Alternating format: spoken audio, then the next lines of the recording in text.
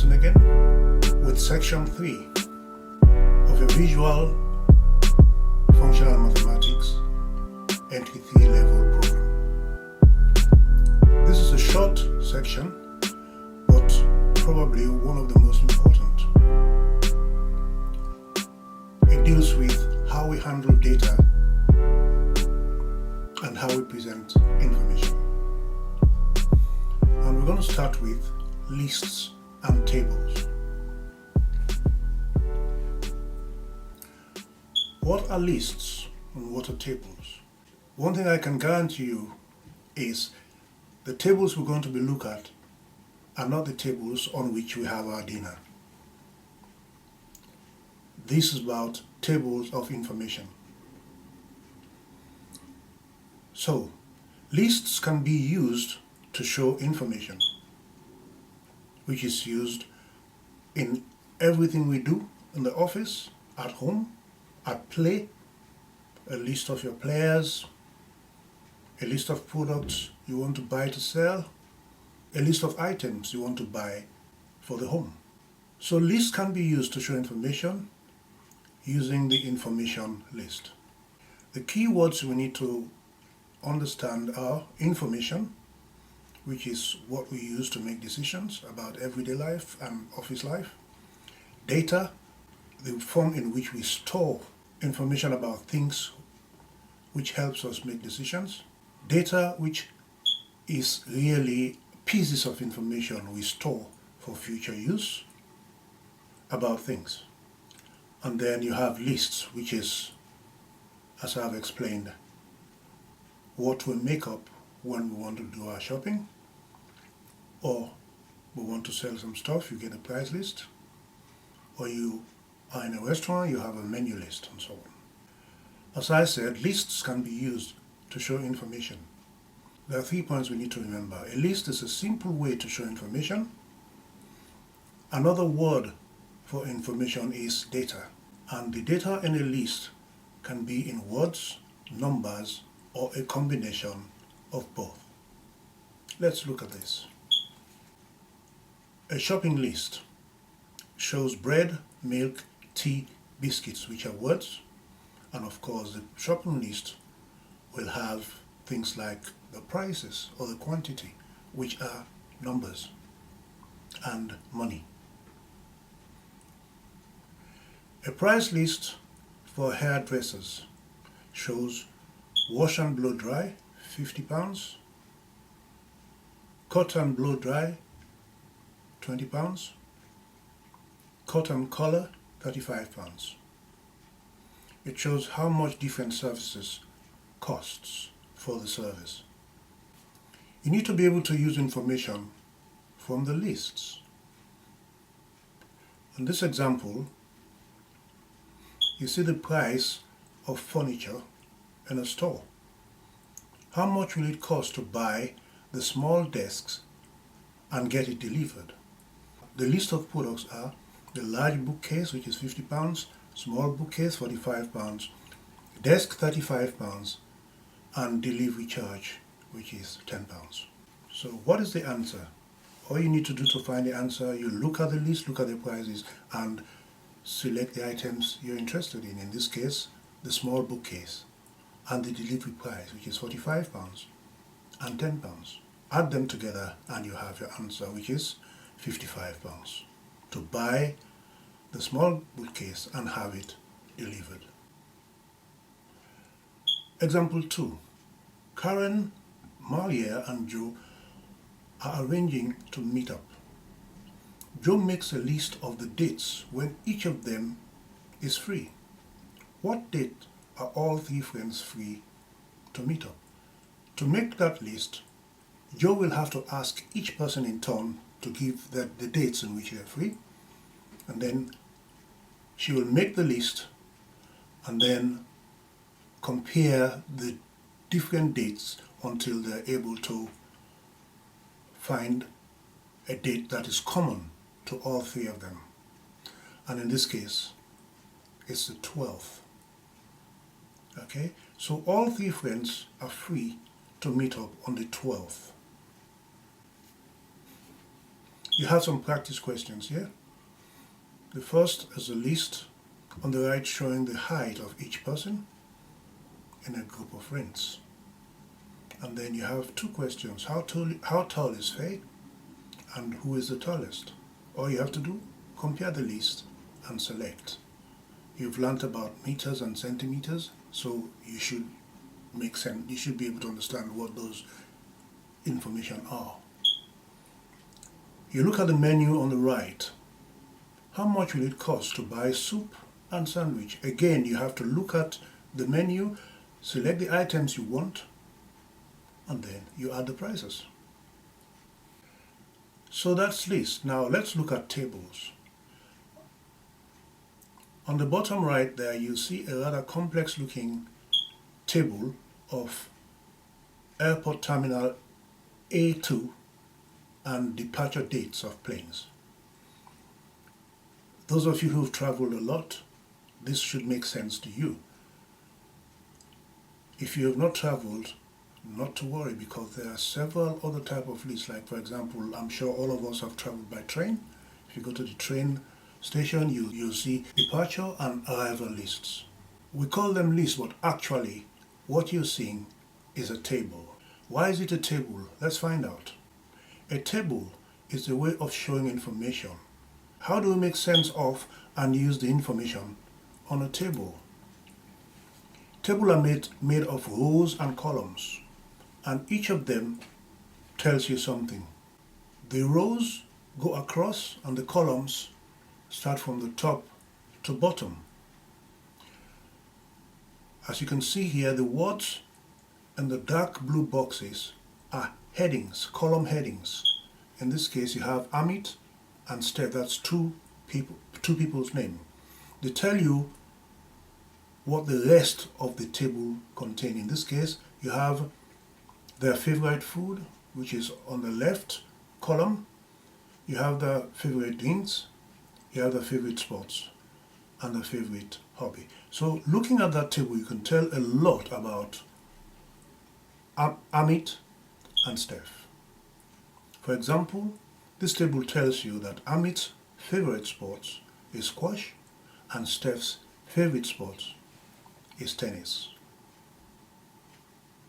So you need to be able to understand what the information the table gives you, and to do that you need to know how to read the information provided by the table.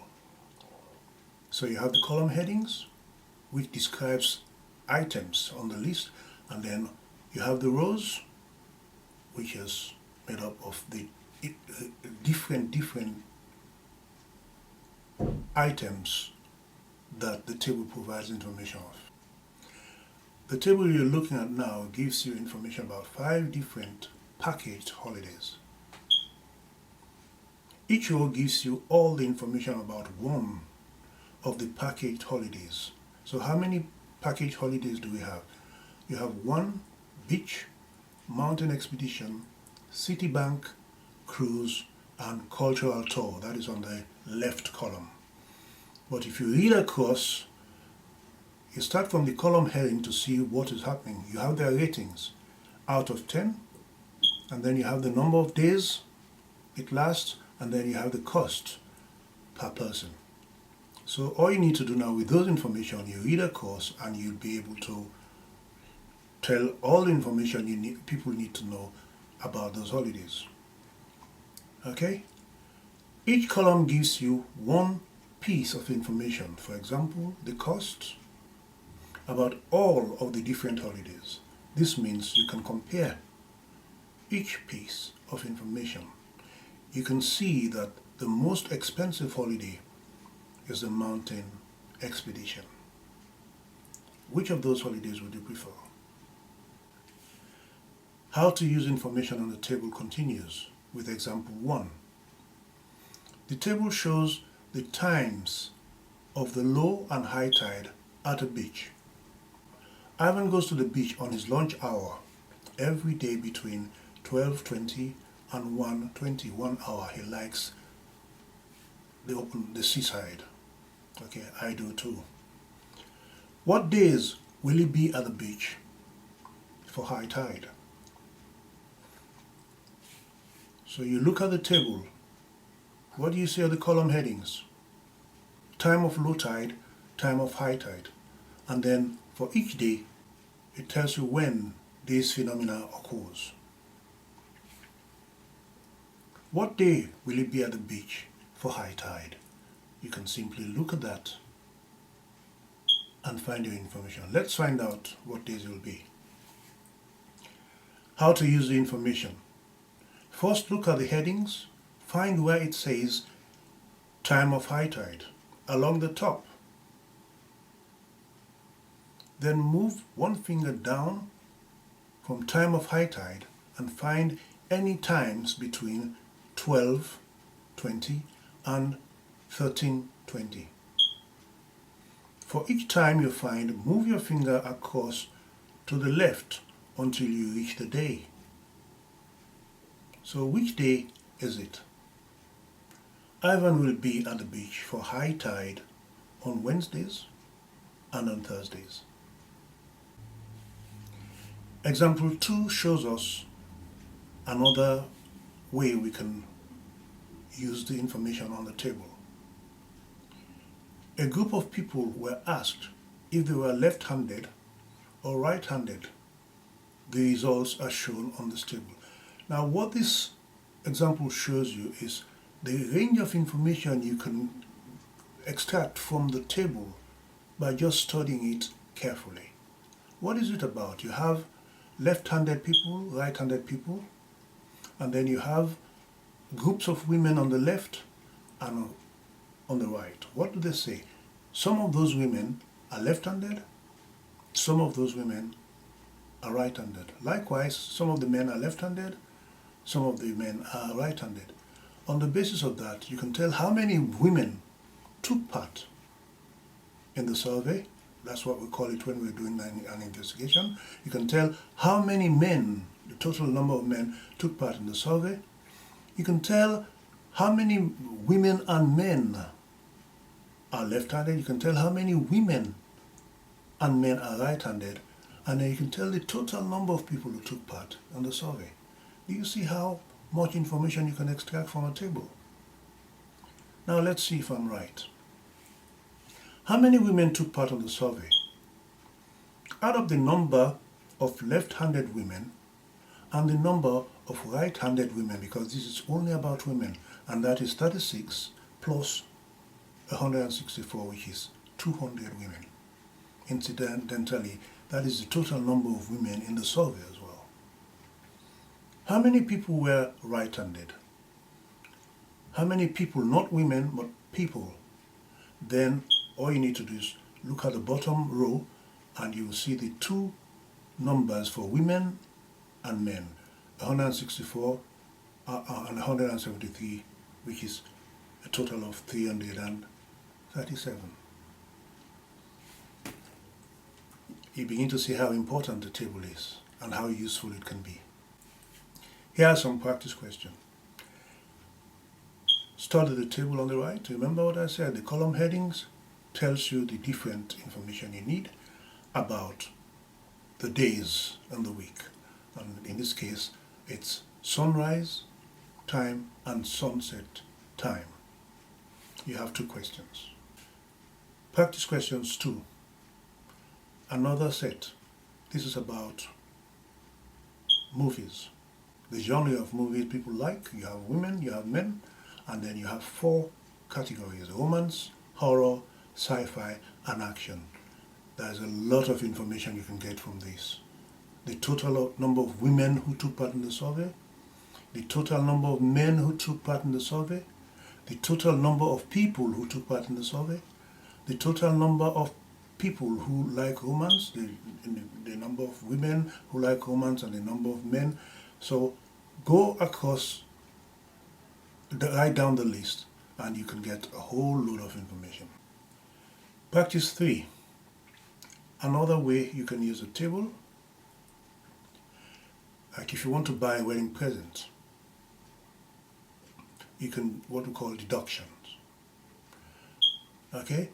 Part of a friend's wedding list is shown on the table. Now, if you want to buy a present, you will not buy what the person already has. You will want to buy what the person don't have but needs. And usually they tell you the type of present they want. So that's what this table is about. So you look at the prices, you look at the presents that already have been bought, and then based on the budget, Claire's budget, you can decide on which price to buy for her. Okay, so what have we learned? What are the key points? These key points are that lists are used to itemize information like shopping lists and menu, task schedules, players in a team, and shopping lists. That's just 3 out of hundreds. Table is used to store data or information for future use. Well, it's data, it's there, we don't need it immediately. When it's information, that is when we use the data to provide the information. A table is made up of rows and columns containing records. Each column tells us a piece of information about the things like prices of holiday packages. Each row contains a record of each thing in the table. The things in a table can be people, products, or services. Okay, so do not forget, download the video for this topic, go through it again, take your time and do the practice questions that I have provided you with. At the end of this series, we will look at the questions together and I'll provide you with answers for those questions. I may not be able to show you some answers because the software I'm using is limited. However, I will attempt to do all of them. If not, then you will have a practice exam paper which I'll give you to do, and then I'll provide the answer a couple of weeks later. So that's it for this week. I hope you've enjoyed your lesson.